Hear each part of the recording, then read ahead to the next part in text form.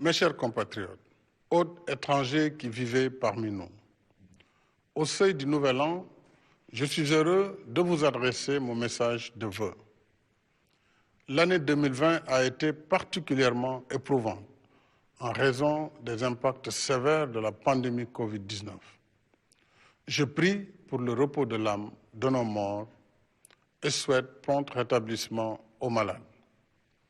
Je renouvelle nos remerciements et notre gratitude à notre vaillant personnel de santé et à tous les services de l'État engagés sur le front risqué de la lutte anti-Covid-19. Je salue et encourage la communauté scolaire et universitaire qui assure avec dévouement la continuité des enseignements dans un contexte si difficile. Ce soir, mes pensées vont également à nos compatriotes ayant péri sur les routes de la migration irrégulière. Je renouvelle mes condoléances et ma compassion à leurs familles. L'État continuera de combattre fermement les réseaux mafieux qui s'enrichissent en faisant miroiter aux candidats à l'aventure les promesses d'un Eldorado illusoire. Mes chers compatriotes, dès l'apparition de la pandémie en mars, le gouvernement a déployé en urgence un important programme de résilience économique et sociale de 1 000 milliards de francs CFA, financé par le Fonds de riposte et de solidarité contre les effets de la Covid-19, Force Covid-19. Je remercie toutes les bonnes volontés et tous les partenaires qui y ont contribué. Ce programme nous a permis d'organiser immédiatement la riposte sanitaire et de maintenir la maladie sous contrôle sur l'ensemble du territoire national, notamment par l'aménagement et l'équipement de 52 centres de traitement des épidémies contre un seul au début de la pandémie.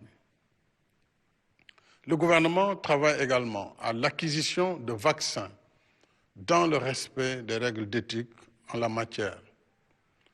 Devant la recrudescence des cas positifs, des cas graves et des décès, je dois vous redire avec insistance, mes chers compatriotes, que notre combat n'est pas encore gagné et que notre salut dépendra du respect par tous des règles de prévention.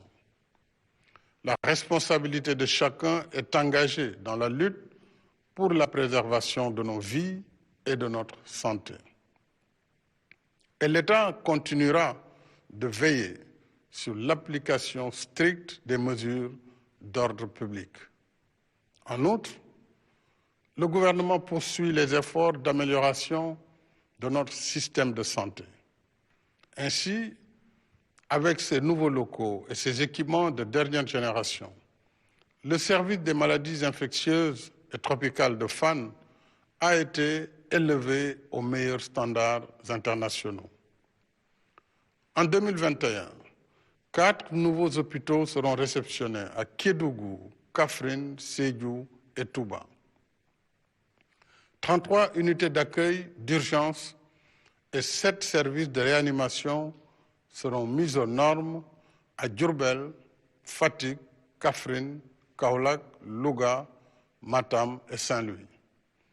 6 centres de dialyse seront ouverts à Ndioum, Kolda, Kaffrine, Sédhiou, Agnam et Kédougou, portant le nombre à 25. La prise en charge des malades du cancer sera renforcée avec la construction du Centre national d'oncologie de Diamniadio, dont les travaux vont démarrer en mars. Déjà, 11 de nos 14 régions sont équipées d'appareils de mammographie et 4 accélérateurs linéaires pour radiothérapie ont été acquis en plus de la gratuité de la chimiothérapie pour les malades souffrant de cancer féminin. De même, 500 médecins et 1000 paramédicaux en priorité des spécialistes seront recrutés et affectés en tenant compte des zones défavorisées de la carte sanitaire. Le programme de résilience a aussi permis de soutenir les entreprises et les travailleurs et différents corps de métiers, y compris le secteur des arts et de la culture, à hauteur de 5,5 milliards de francs CFA. S'agissant du secteur touristique en particulier, un des plus durement affectés par la pandémie, il a bénéficié d'un crédit hôtelier d'un niveau jamais atteint de 50 milliards de francs CFA. De plus, les importants travaux de protection du littoral de Saly contre l'érosion côtière sur 7 km ont permis de sauver 17 hôtels, leurs emplois et d'autres activités de la zone liées au tourisme. 1 100 000 ménages, soit environ plus de la moitié de la population sénégalaise, ont reçu le soutien de l'État. Le gouvernement a également pris en charge les factures d'électricité des abonnés de la tranche sociale pour un bimestre, octroyé une aide financière à 126 724 membres de notre vaillante diaspora et facilité le rapatriement de 12 584 compatriotes. Nous déployons tous ces efforts dans un contexte de crise économique profonde qui continue d'affecter tous les pays, y compris les plus prospères. Notre taux de croissance, un des plus robustes de l'Afrique depuis plusieurs années, qui était projeté à 6,8% pour 2020, a drastiquement chuté. Mais nous rendons grâce à Dieu de nous avoir gratifiés d'un hivernage pluvieux qui nous évite la récession. Ainsi, à la faveur des prévisions météorologiques qui annonçaient une pluviométrie abondante, j'avais porté le budget de la campagne agricole 2020-2021 de 40 à 60 milliards de francs CFA, soit une hausse de 50% pour l'achat de matériel et intrants agricoles. Grâce à nos efforts, les récoltes de cette saison ont battu tous les records. C'est le cas notamment pour les céréales, riz, mil et maïs, avec 3 811 000 tonnes, couvrant ainsi 95% de nos besoins en céréales, et l'arachide avec 1 826 590 tonnes. En soutien à nos braves paysans, le prix plancher du kilogramme d'arachide a été relevé à 250 francs CFA contre 210 francs l'année dernière. La campagne de commercialisation connaît un franc succès. En même temps, il faudra assurer l'approvisionnement régulier de l'industrie huilière et la sécurisation des semences. En outre, l'aménagement des agropoles se poursuit. Les 443 fermes agricoles natangais pour les jeunes occupent aujourd'hui plus de 30 500 acteurs, confortant l'agriculture ainsi que l'élevage et la pêche comme source nourricière et pourvoyeuse d'activités génératrices de revenus. L'emploi et l'auto-emploi des femmes et des jeunes restent une priorité élevée du gouvernement, parce que les femmes et les jeunes sont les forces motrices et le cœur battant de la nation. C'est pourquoi je tiens particulièrement à ce que tous les programmes qui leur sont dédiés soient toujours mis en œuvre dans l'équité territoriale, suivant des modalités souples, allégées et adaptées à leurs besoins. C'est ainsi qu'après 2 années de plein exercice, la délégation à l'entrepreneuriat rapide des femmes et des jeunes a pu soutenir 105 000 jeunes et femmes porteurs de projets dans des domaines aussi divers que l'artisanat, la pêche, l'agriculture, l'élevage, la transformation de produits locaux et le numérique, entre autres. Ces acquis probants, financés par l'État sur un budget initial de 30 milliards de francs CFA, nous ont valu la confiance des partenaires qui nous accompagnent désormais dans le cadre du programme d'appui et de valorisation des initiatives entrepreneuriales, PAVI, d'un montant de 74 milliards sur la période 2020-2022. Le PAVI, logé à la DER/FJ, permettra, entre autres, de financer plus de 14 000 initiatives entrepreneuriales, générer ou consolider environ 65 000 emplois directs et 89 000 emplois indirects, et former plus de 27 000 entrepreneurs. D'autres mécanismes sont aussi consacrés à l'entrepreneuriat, l'auto-emploi et la formation, comme le Fonds national de la microfinance, le programme Formation École Entreprise et les centres de formation professionnelle et technique, dont 15 seront réceptionnés en 2021. De même, pour soutenir l'employabilité des jeunes, l'intégralité des ressources tirées de la contribution forfaitaire à la charge de l'employeur sert à financer la filière de la formation professionnelle et de l'apprentissage au métier à travers le 3FPT. En outre, le démarrage en 2021 des travaux de construction du second parc industriel de Diamniadio sur 40 hectares ouvre de nouvelles opportunités d'investissement et de création d'emplois directs et indirects. Mes chers compatriotes, en dépit de la conjoncture économique difficile, nous poursuivons nos efforts de transformation structurelle de notre pays par la réalisation de projets d'infrastructures indispensables à notre marche vers l'émergence. Ainsi, grâce aux investissements massifs de ces dernières années, notre pays figure à présent dans le top 10 des meilleurs réseaux routiers et autoroutiers africains. En 2020, 9 projets routiers ont été achevés sur un linéaire de 425 km de routes revêtues avec leurs ouvrages connexes, ponts et autoponts, en plus des pistes rurales dont le réseau sera densifié dans le cadre de la seconde phase du PUDC. Aujourd'hui, notre pays compte 221 km d'autoroutes. En 2021, nous lancerons le chantier de l'autoroute Mbour-Fatick-Kaolack sur 100 km, suivi du projet d'autoroute Thiès-Tivaouane-Saint-Louis sur 167 km. Le chantier du bus rapide transit entre Guédiawaye et Dakar progresse et la VDN sera prolongée jusqu'à Diamniadio. S'agissant des infrastructures ferroviaires, le train express régional sera mis en service en 2021. Le deuxième tronçon sur l'axe Diamniadio-AIBD étant en phase avancée de préparation.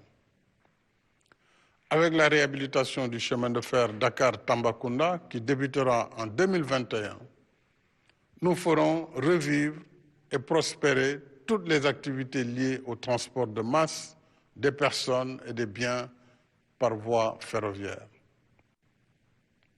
Concernant les infrastructures portuaires, les travaux du port vraquier de Bargny-Sendou se poursuivent.